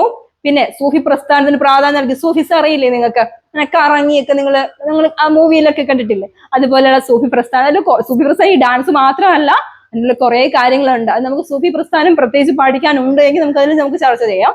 സൂഫി പ്രസ്ഥാനത്തെ കുറിച്ചും അതുപോലെ തന്നെ എന്താണ്, ഒരേ മണ്ണ് കൊണ്ടുണ്ടാക്കിയ 2 പാത്രങ്ങളാണ് ഹിന്ദു മുസൽമാനും എന്ന് പറഞ്ഞ വ്യക്തിയാണ്. പിന്നെ 2 മതത്തിനും പ്രാധാന്യം നൽകി. പിന്നെ എന്താണ്, ജാതി വ്യവസ്ഥയെ അന്ധവിശ്വാസത്തെയൊക്കെ എതിർത്ത വ്യക്തിയാണ് കബീർ എന്ന് പറയുന്നത്. ലാസ്റ്റ് വൺ സോഷ്യൽ തിങ്കേഴ്സ് ആരാണ്, സ്വാമി വിവേകാനന്ദൻ എന്ന് പറയുന്നത് ആരാണ്, രാമകൃഷ്ണ മിഷൻ സ്ഥാപകനാണ്. ആര്, സ്വാമി വിവേകാനന്ദൻ. രാമകൃഷ്ണ മിഷൻ അറിയാലോ, രാമകൃഷ്ണ മിഷന്റെ സ്ഥാപകനായിരുന്നു ആരെന്ന് പറയുന്നത് സ്വാമി വിവേകാനന്ദൻ. ഇദ്ദേഹത്തിന്റെ ഗുരു എന്ന് പറയുന്നത് രാമകൃഷ്ണ പരമഹംസയാണ്. ശ്രീ രാമകൃഷ്ണ പരമഹംസയാണ് സ്വാമി വിവേകാനന്ദന്റെ ഗുരു എന്ന് പറയുന്നത്. അദ്ദേഹത്തിൽ നിന്ന് പ്രചോദനം കൊണ്ട് തന്നെയാണ് സ്വാമി വിവേകാനന്ദ എന്ത് കൊണ്ടുവന്നത്, നമ്മുടെ ഏത് പ്രസ്ഥാനം കൊണ്ടുവന്നത്, രാമകൃഷ്ണ മിഷൻ കൊണ്ടുവന്നത്. പിന്നെ ജാതി വ്യവസ്ഥ അതുപോലെ അനാചാരങ്ങളൊക്കെ എതിർത്ത വ്യക്തിയാണ് സ്വാമി വിവേകാനന്ദ. അതൊക്കെ നിങ്ങൾക്ക് അറിയാന്നുള്ളത്. ജാതി വ്യവസ്ഥ നമുക്കറിയാം, നമ്മളെ കേരളത്തിൽ നോക്കി എന്താണ് ഭ്രാന്താലയം എന്നൊക്കെ അദ്ദേഹം പറയും. കാരണം ഇവിടെ ഉണ്ടായിരുന്ന അഴിമതിയും അതുപോലെ തന്നെ അനാചാരങ്ങൾ അവയെല്ലാം എതിർത്തുകൊണ്ട് നമ്മൾ എന്ത് ചെയ്യണം, മുന്നിലോട്ട് വരണം എന്ന് ആഹ്വാനം ചെയ്ത വ്യക്തിയാണ് ആരെന്ന് പറയുന്നത്, സ്വാമി വിവേകാനന്ദ. മനസ്സിലായോ, ജാതി വ്യവസ്ഥയും അതുപോലെ നല്ലൊരു പ്രഭാഷകനായിരുന്നു. നല്ല രീതിയിൽ പ്രസംഗിക്കാൻ കഴിവുള്ള ഒരു വ്യക്തിത്വത്തിന് ഉടമയായിരുന്നു ആര്? നമ്മുടെ സ്വാമി വിവേകാനന്ദൻ. അപ്പൊ ഒന്നുകൂടെ സ്വാമി വിവേകാനന്ദൻ കൊണ്ടുവന്ന പ്രസ്ഥാനത്തിന്റെ പേരെന്താണ്? രാമകൃഷ്ണ മിഷൻ. ഏതാണ്? രാമകൃഷ്ണ മിഷൻ. പിന്നെന്താണ്? കൽക്കട്ടയിലാണ് അദ്ദേഹം എന്ത് ചെയ്തത്? ഇതിന്റെ പ്രവർത്തനമൊക്കെ തുടങ്ങിയത്. പിന്നെ ജാതി വ്യവസ്ഥ അതുപോലെ തന്നെ മറ്റ് അനാചാരങ്ങളെ എതിർക്കുകയുണ്ടായി. അദ്ദേഹത്തിന്റെ ശിഷ്യന്റെ പേര് ശ്രീരാമകൃഷ്ണ പരമഹംസ എന്നായിരുന്നു. ഈ രാമകൃഷ്ണ മിഷനിലൂടെ അദ്ദേഹം കുറെ പഠിപ്പിക്കലുകൾ ജനത്തിന് നടത്തി. അനാചാരങ്ങളെ മാറ്റണം, ജാതി വ്യവസ്ഥ, സതി, ശൈശവവിവാഹം ഇതൊക്കെ മാറ്റണമെന്ന് അദ്ദേഹം പറയുകയുണ്ടായി. പിന്നെ എന്താണ്? മതപണ്ഡിതനായിരുന്നു, നല്ലൊരു പ്രഭാഷകൻ കൂടെ ആയിരുന്നു. അപ്പൊ ഒരു വലിയ പാഠമാണ് അല്ലേ? കേട്ടതാണോ നിങ്ങള്? അപ്പോൾ ഇത്രയുമാണ് നമ്മൾ ഇന്ന് ചർച്ച ചെയ്തത്. അപ്പോൾ എന്തൊക്കെയാണ് നമ്മൾ നോക്കി? ഇൻഡസ് വാലി സിവിലൈസേഷൻ തുടങ്ങി, നമ്മുടെ വേദിക് ഏജ് തുടങ്ങി, പിന്നെ എന്താണ്? ബുദ്ധിസത്തിൽ നമ്മുടെ ഗൗതം ബുദ്ധനെ പരിചയപ്പെട്ടു. അതുവഴി നമ്മൾ വർദ്ധമാന മഹാവീരന്റെ അടുത്തെത്തി. കൗടില്യന്റെ അർത്ഥശാസ്ത്രം പരിശോധിച്ചതിന് ശേഷം മനുസ്മൃതിയിലും കബീറിന്റെയും സ്വാമി വിവേകാനന്ദന്റെ പഠിപ്പിക്കലുകളിലൂടെ നമ്മൾ അവസാനം എത്തി. ഒരു വലിയ പാഠമാണ്. നന്നായിട്ടൊന്ന് എന്ത് ചെയ്യുക, മനസ്സിലാക്കി കഴിഞ്ഞാൽ നമുക്ക് ഈസി ആയിട്ട് മനസ്സിലാക്കാൻ പറ്റുന്ന ഒരു പാഠവും കൂടെയാണ്. അപ്പൊ ഇനിയും ഞാൻ അതിനെ വീണ്ടും റിവൈൻഡ് ചെയ്യുന്നില്ല. ക്ലാസ് ഇച്ചിരി വൈഡായി പോയിട്ടുണ്ട്. അപ്പോൾ എന്തിനാ വൈഡാക്കിയെന്ന് കേട്ട് കഴിഞ്ഞാൽ ഇതിൽ കൂടുതൽ ഇനി കുറയ്ക്കാനും കഴിയില്ല. ഇതിൽ കൂടുതൽ ഇനി മെയിൻ ആയിട്ടുള്ള കാര്യങ്ങൾ മാത്രമാണ് നമ്മൾ ചർച്ച ചെയ്ത് പോയിട്ടുള്ളത്. അപ്പം നന്നായിട്ട് പഠിക്കുക. നിങ്ങളുടെ ഈ ഒരു ക്വസ്റ്റ്യൻ ആൻസറിന് എന്താണ്, നിങ്ങൾ ആ ക്വസ്റ്റ്യൻ എഴുതിയെടുത്ത് ക്ലാസ് കേട്ട് ഒരു നോട്ട് ഉണ്ടാക്കി തന്നെ പഠിക്കുക. അല്ലാത്ത പക്ഷം നമുക്ക് ജയിക്കാനായിട്ട് കഴിയില്ല. നല്ല രീതിയിൽ പഠിച്ചു കഴിഞ്ഞാൽ നന്നായിട്ട് എഴുതാൻ പറ്റും, നല്ല സ്കോർ ചെയ്യാൻ പറ്റുന്ന ഒരു പാഠം തന്നെയാണ്. അപ്പോൾ ഈ ക്ലാസ്സുകൾ നിങ്ങൾക്ക് ഇഷ്ടമാകുന്നുണ്ടെങ്കിൽ നിങ്ങളുടെ ഫ്രണ്ട്സിനോട് എന്ത് ചെയ്യുക, പരിചയപ്പെടുത്തി കൊടുക്കുക, ലൈക്ക് ചെയ്യുക, ഷെയർ ചെയ്യുക, സബ്സ്ക്രൈബ് ചെയ്യുക. അതുപോലെ തന്നെ കോളേജിനെ കുറിച്ച് നിങ്ങളോട് ഞാൻ എല്ലാ വീഡിയോയിലും പറയുന്ന പോലെ നെയ്യാറ്റിൻകരയിൽ കളികള പോകുന്ന റോഡിലാണ് നമ്മുടെ കോളേജ് വരുന്നത്. റീഗൽ അഗ്നി കോളേജ് എന്നാണ്. കോൺടാക്ട് നമ്പർ താഴെ കൊടുത്തിട്ടുണ്ട്. ഓൺലൈനായിട്ടും ഓഫ്ലൈൻ ആയിട്ടും ഒക്കെ നമ്മുടെ കോഴ്സിൽ നിങ്ങൾക്ക് ജോയിൻ ചെയ്യാം. ഓൺലൈൻ ആണെങ്കിൽ സാറ്റർഡേ എല്ലാ ദിവസവും എന്ത് ചെയ്തിട്ടുണ്ട്, ക്ലാസ് പ്രൊവൈഡ് ചെയ്യുന്നുണ്ട്. ഇനി ഓഫ്ലൈൻ ആണെങ്കിൽ നിങ്ങൾക്ക് ഓഫ്ലൈൻ ആണെങ്കിൽ അങ്ങനെ, ഓൺലൈൻ ആണെങ്കിൽ എങ്ങനെയാണ്, നിങ്ങൾക്ക് അതാത് ക്ലാസ്സിലുള്ള വീഡിയോസ് നമ്മുടെ പ്ലേലിസ്റ്റിൽ ക്രിയേറ്റ് ചെയ്തിട്ടുണ്ട്. അപ്പോൾ എല്ലാവരും കയറി കാണുക, അഭിപ്രായങ്ങൾ പറയുക. ക്ലാസ് ഇഷ്ടമാകുന്നുണ്ടെങ്കിൽ ഫ്രണ്ട്സിനോട് എന്ത് ചെയ്യുക, പരിചയപ്പെടുത്തി കൊടുക്കുക. വീണ്ടും ഒരു പുതിയ ക്ലാസ് വരെ കാണുന്നവരേക്കും എല്ലാവർക്കും